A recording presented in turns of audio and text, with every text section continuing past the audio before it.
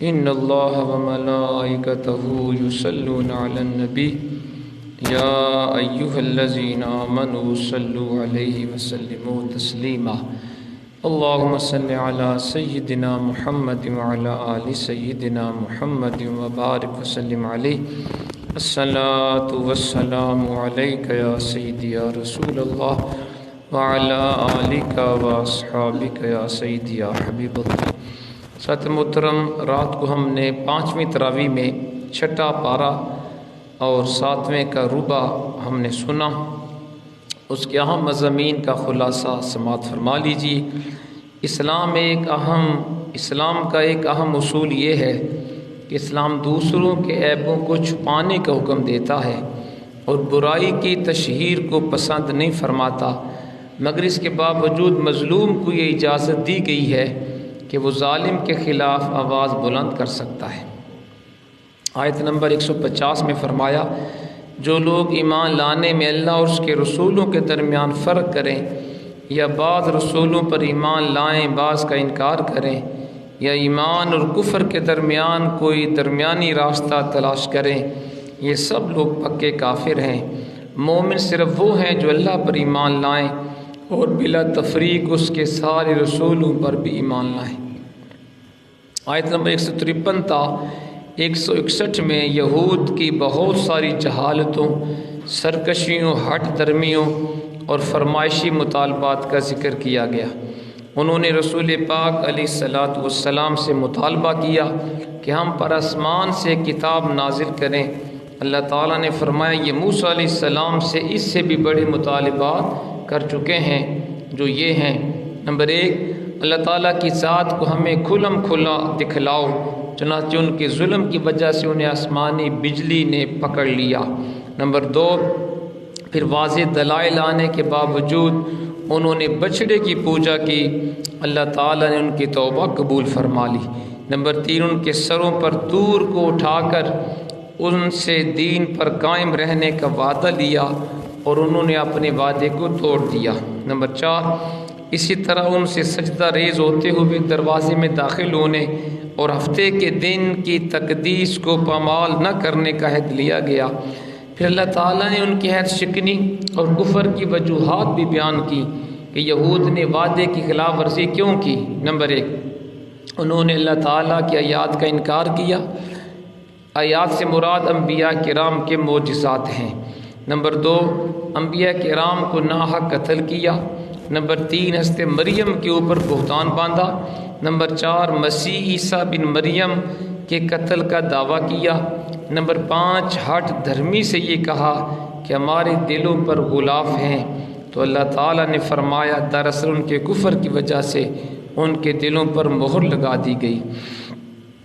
اللہ تعالیٰ نے فرمایا انہوں نے حضرت عیسیٰ علیہ السلام کو قتل نہیں کیا، نہ انہیں سولی دی، بلکہ ان پر صورتحال مشتبہ ہو گئی۔ مفسرین نے لکھا ہے، حضرت عیسیٰ علیہ السلام کے ایک حواری کی صورت میں حضرت عیسیٰ کے ایک حواری کو حضرت عیسیٰ کی شکل میں اللہ تعالیٰ نے بھیجا اور انہوں نے اس حواری کو سولی پر چڑھا دیا اور سمجھے کہ ہم نے حضرت عیسیٰ علیہ السلام کو سولی دے دی ہے۔ چنانچہ اللہ تعالیٰ نے فرمایا کہ انہوں نے عیسیٰ علیہ السلام کو یقیناً قتل نہیں کیا، بلکہ اللہ نے ان کو اپنی طرف زندہ اٹھا لیا۔ پھر فرمایا قیامت سے پہلے اہل کتاب ضرور حضرت عیسیٰ علیہ السلام کے اوپر ایمان لائیں گے اور حضرت عیسیٰ علیہ السلام قیامت کے دن ان کی گواہی دیں گے۔ اللہ کریم نے فرمایا یہود کے ظلم کی وجہ سے ہم نے ان چیزوں کو ان پہ حرام کر دیا جو ان کے لیے حلال کی گئی تھیں۔ یہود کی ایک سرکشی یہ تھی کہ ممانعت کے باوجود وہ سود کھاتے تھے، ناحق لوگوں کا مال کھاتے تھے، لیکن قرآن نے بتایا جو ان میں پختہ علم والے تھے وہ قرآن پر اور پہلی آسمانی کتابوں پر ایمان لاتے تھے، نماز ادا کرتے تھے، زکوٰۃ دیتے تھے۔ اللہ تعالیٰ اور قیامت کے دن پہ ان کا ایمان تھا اور اللہ نے ان کے لیے اجر عظیم کا وعدہ کیا ہوا ہے۔ آیت نمبر 163 میں فرمایا وحی ربانی اور نبوت کا سارا سلسلہ آپس میں مربوط ہے۔ حضرت نوح علیہ السلام اور ان کے بعد کے انبیاء کرام، حضرت ابراہیم علیہ السلام تا حضرت عیسیٰ علیہ السلام، متعدد انبیاء کرام کا ذکر کر کے اللہ کریم نے فرمایا جس طرح ہم نے ان انبیاء کرام پر باری باری وحی نازل کی، اے حبیب اسی طرح آپ کے اوپر بھی ہم نے وحی اتاری ہے۔ مزید فرمایا کچھ رسولوں کے نام حالات ہم نے آپ کے اوپر بیان کر دیے، اور ایسے بھی رسول ہیں جن کے واقعات قرآن میں بیان نہیں ہوئے، جن کے نام قرآن و حدیث میں بیان ہوئے ان پہ تعین کے ساتھ ایمان لانا فرض ہے، اور جن کے نام اور حالات بیان نہیں ہوئے ان پہ اجمالی طور پہ ایمان لانا یہ ضروری ہے۔ اور اللہ کریم نے نصارہ یہ بھی فرمایا کہ نصارہ نے یعنی عیسائیوں نے دین میں غلو کیا اور عیسیٰ علیہ السلام کو ابن اللہ قرار دیا۔ اللہ کریم نے فرمایا دین میں حد سے آگے نہ بڑھو، اللہ تعالیٰ کے بارے میں ناحق بات نہ کہو۔ مسیح عیسیٰ بن مریم رسول اللہ تھے، اللہ کا کلمہ تھے جسے اس نے حضرت مریم کو القاء کیا اور اس کی روح تھے۔ مزید فرمایا یہ نہ کہو کہ معبود تین ہیں، یعنی مقدس باپ، مقدس بیٹا اور روح القدس۔ فرمایا عقیدے کی بے اعتدالی سے باز آ جاؤ، اللہ کی ذات صرف ایک ہے، وہی عبادت کے لائق ہے اور وہ ہر قسم کے اولاد سے پاک ہے، وہی آسمان و زمین کا مالک ہے۔ پھر فرمایا نہ تو مسیح علیہ السلام کو نہ ہی مقرب فرشتوں کو اللہ کا بندہ ہونے میں کوئی عار ہے، یعنی اللہ کی بارگاہ میں ہر کوئی اپنا سر جھکائے ہوئے۔ آیت نمبر 174 میں فرمایا اے لوگو تمہارے پاس اللہ کی طرف سے ایک قوی دلیل آ گئی اور ہم نے تمہاری طرف واضح نور نازل کی۔ قوی دلیل سے مراد جناب محمد مصطفیٰ علیہ السلام کی ذات گرامی مراد ہے، اور واضح نور سے مراد قرآن حکیم ہے۔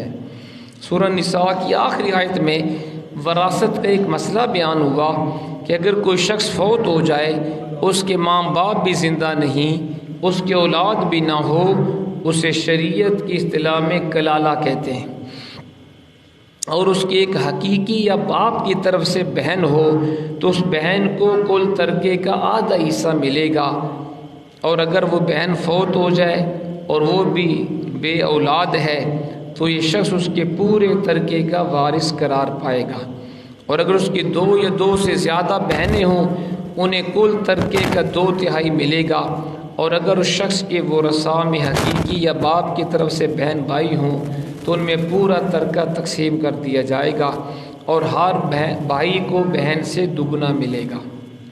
سورہ مائدہ ہم نے سنی، یہ مدنی صورت ہے لیکن اس کی بعض آیات مکی ہیں۔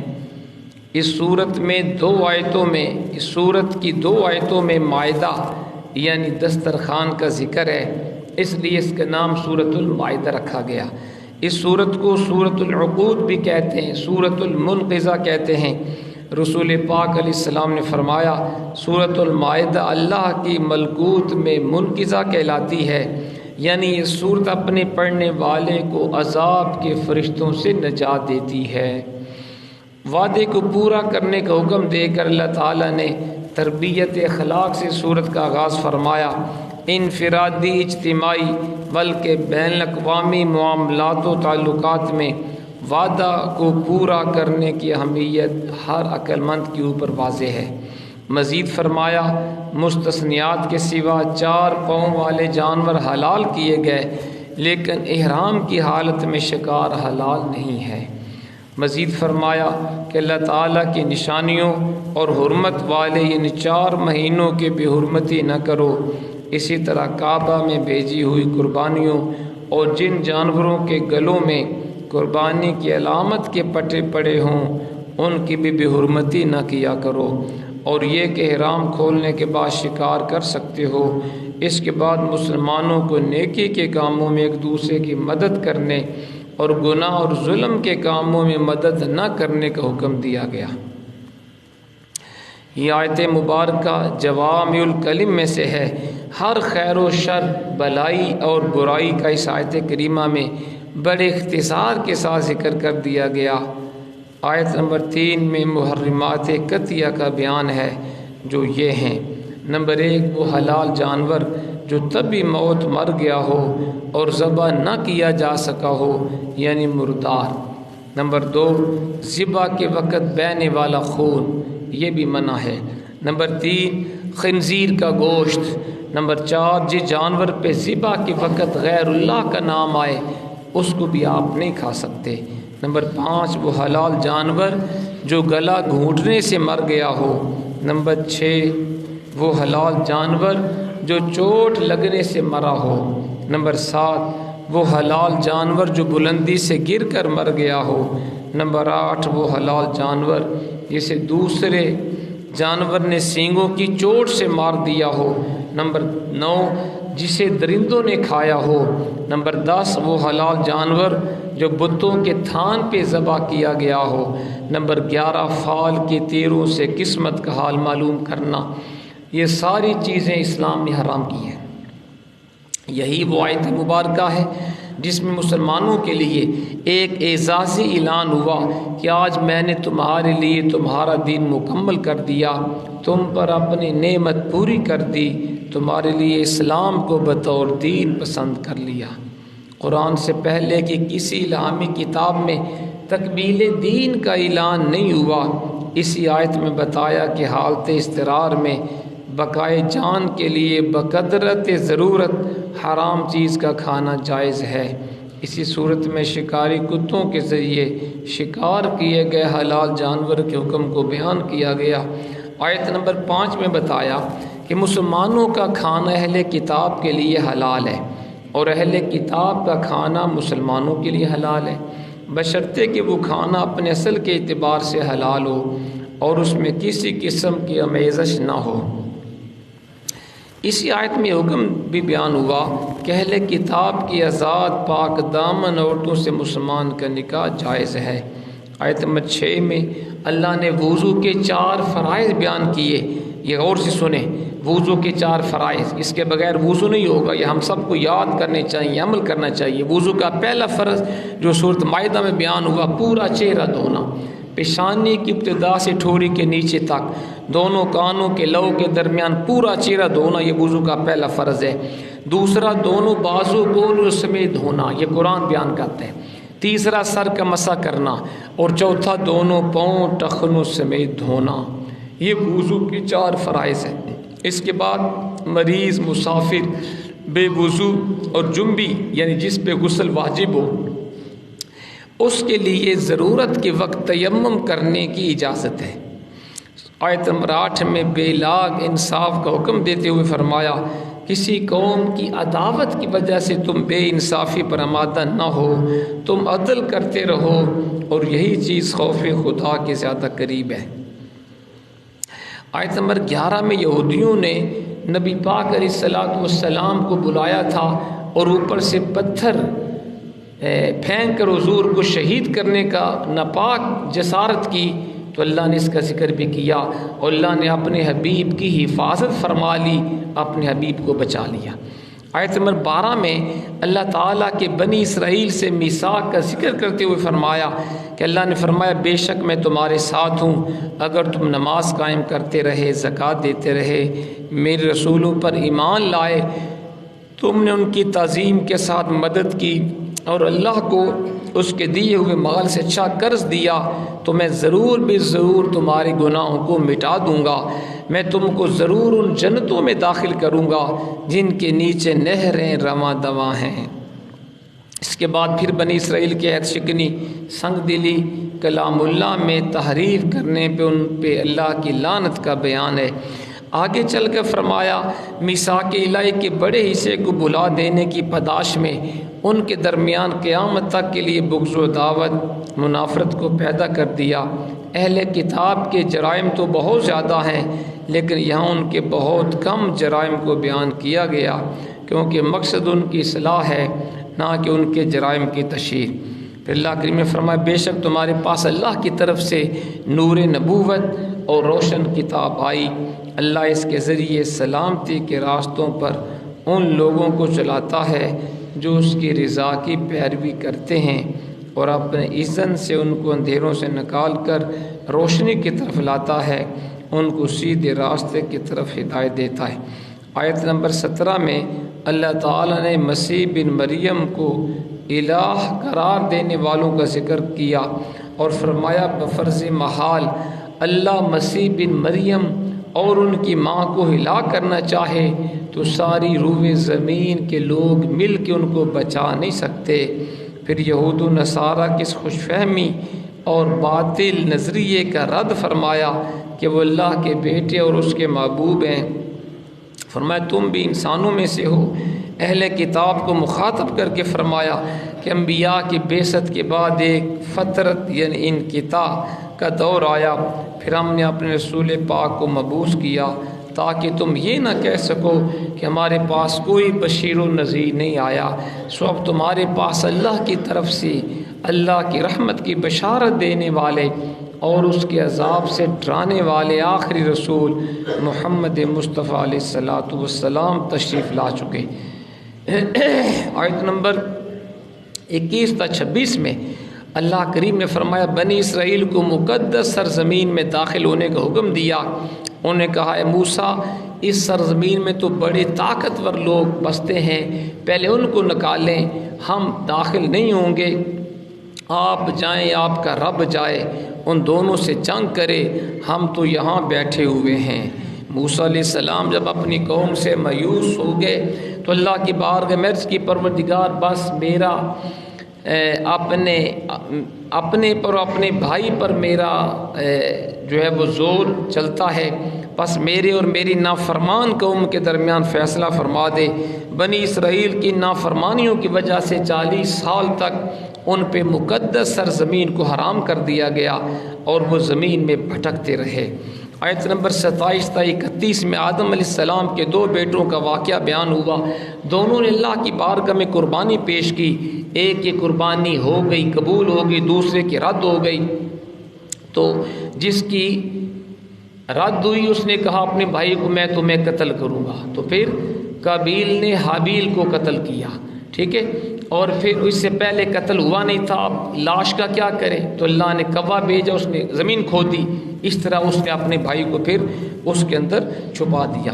پھر رب کریم نے اسی اگلے آیت میں فرمایا ہم نے بنی اسرائیل کے اوپر لکھ دیا کہ جس شخص نے جان کے بدلے کے بغیر یا کسی کو قتل کیا ناحق یا زمین میں فساد پھیلایا تو وہ ایسا ہے جیسے اس نے ساری انسانیت کو قتل کیا۔ ایک جان کو ضائع کرنا پوری انسانیت کو قتل کرنے کے مترادف ہے، اور جس نے کسی بے قصور شخص کی جان کو بچایا وہ ایسا ہے جیسے اس نے سارے لوگوں کو بچا لیا۔ پھر اللہ نے انسانیت کے سب سے بڑے جرم جسے آج کل دہشت گردی کہتے ہیں، اللہ نے اس کو بیان کیا، جو اللہ اس کے رسول سے اعلان جنگ کرتے ہیں۔ اللہ نے فرمایا ان کی سزا یہ ہے جو دہشت گردی کریں، زمین میں فساد پھیلائیں، ان کو چن چن کے قتل کیا جائے یا سولی پر چڑھا دیا جائے یا ان کے ہاتھ پاؤں مخار و سمت سے کاٹ دیے جائیں یا ان کو وطن سے اپنے ملک سے نکال دیا جائے۔ آیت نمبر 35 میں اہل ایمان کو تقوی اختیار کرنے، اللہ کی بارگاہ میں نجات کا وسیلہ تلاش کرنے کا حکم دیا گیا۔ آیت نمبر 38 میں چوری کرنے والے مرد، چوری کرنے والے عورت کے ہاتھ کاٹنے کی سزا کا بیان ہوا۔ آیت نمبر 41-42 میں پھر یہود کے نفاق کو بیان کیا، وہ زبان سے ایمان کا دعویٰ کرتے ہیں لیکن ایمان ان کے دل میں داخل نہیں ہوا۔ اسی طرح اللہ کریم نے آیت نمبر 44 میں ہم نے تورات کو نازل فرمایا، اس میں ہدایت و نور ہے۔ 45 میں قانون قصاص کو بیان کیا کہ جان کا بدلہ جان، آنکھ کا بدلہ آنکھ، ناک کا بدلہ ناک، کان کا بدلہ کان، دانت کا بدلہ دانت، زخموں کا بھی قصاص ہے۔ پھر فرمایا حضرت موسیٰ علیہ السلام کے بعد سلسلہ نبوت جاری رہا، حضرت عیسیٰ علیہ السلام تشریف لائے، پھر اللہ کے پیارے حبیب تشریف لائے، اور پھر اللہ کریم نے فرمایا کہ اللہ نے ہر امت کے لیے ایک شریعت اور واضح راستہ مقرر کر دیا ہے۔ پھر فرمایا یہود اور عیسائیوں کا اپنا دوست نہ بناؤ، یہ ایک دوسرے کے دوست ہیں، تمہارے دوست نہیں بن سکتے۔ پھر اللہ نے فرمایا کہ اہل کتاب میں سے بعض دین کا مذاق اڑاتے ہیں، اللہ نے منافقین کی گستاخیوں کا ذکر بھی کیا ہے۔ اور پھر اللہ کریم نے 7واں سپارہ ہم نے سنا، حضرت ابن عباس فرماتے ہیں جب حضور کے اصحاب نجاشی کے پاس پہنچے، انہوں نے قرآن پڑھا، تو جب ان عیسائیوں نے قرآن کو سنا تو ان کے آنسو بہنے لگے، اللہ نے اسی سے 7ویں پارے کا آغاز کیا. پھر فرمایا حلال حرام کا اختیار صرف اللہ اس کے رسول کے پاس ہے. کوئی شخص اپنی طرف سے کسی شے کو حلال یا حرام قرار نہیں دے سکتا. آگے اللہ نے قسم کا ذکر کیا کہ جو قسم کھائے دل سے پکا ارادہ کر کے قسم کھائے پھر اسے پورا نہ کر پائے تو اس کا قسم کا کفارہ وہ ادا کرے گا. قسم کا کفارہ کیا ہے؟ 10 مسکینوں کو درمیانہ قسم کا 2 وقت کا کھانا کھلائے یا ان 10 مسکینوں کو کپڑے پہنائے یا غلام آزاد کرے یا پھر 3 دن روزے رکھے. یہ قسم کا کفارہ ہے. پھر اللہ نے فرمایا مومنو شراب جوا بتوں کے پاس قربانی کے لیے نصب شدہ پتھر فال کے تیر یہ سب شیطانی کام ہیں، ان سے بچو تاکہ تمہارے اوپر رحم کیا جائے. آیت نمبر 95 تا 99 میں حالت احرام میں شکار کی ممانعت اللہ نے بیان کر دی کہ جو حالت احرام میں شکار کرے گا پھر وہ اس کے اوپر جرمانہ ہوگا، اور جرمانہ یہ ہے کہ وہ ایک قربانی کا جانور اللہ کے راستے میں دے گا.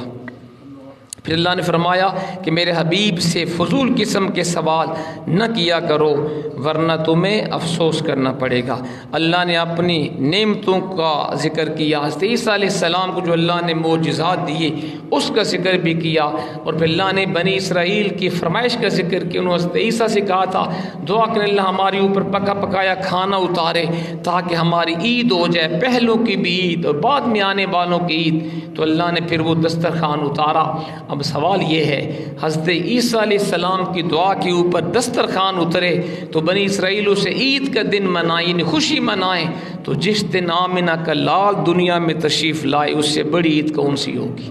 اگر دسترخوان کے اتارے جانے پر قرآن کہتا ہے کہ ان کو اس دن کو انہوں نے عید کا دن بنایا، خوشی منائی، تو جس دن میرا اور آپ کا آقا دنیا میں تشریف لایا اس دن کو عید میلاد النبی کہنا یہ شرک کیسے ہو گیا؟ یہ قرآن سے ثابت ہے کہ حضور کی آمد کے دن کو عید میلاد النبی کہنا یہ قرآن سے ثابت ہے. پھر یہاں پہ بتایا گیا کہ اللہ کے حبیب نے یہ قرآن کی آیت پڑھی ان تعذبہم فإنہم عبادک، اے پروردگار اگر تو اپنے بندوں کو عذاب دے تیرے بندے ہیں کوئی تمہیں روک نہیں سکتا، وَإِن تَغْفِرْ لَهُمْ اگر تو بخش دے تو عزیز ہے. حضور نے یہ آیت پڑھی تو ساری رات حضور روتے رہے. یہ حضور کی محبت تھی اپنی امت کے ساتھ. اللہ تعالی ہمیں قرآن و سنت کو پڑھ کے اس پہ عمل کی توفیق عطا فرمائے.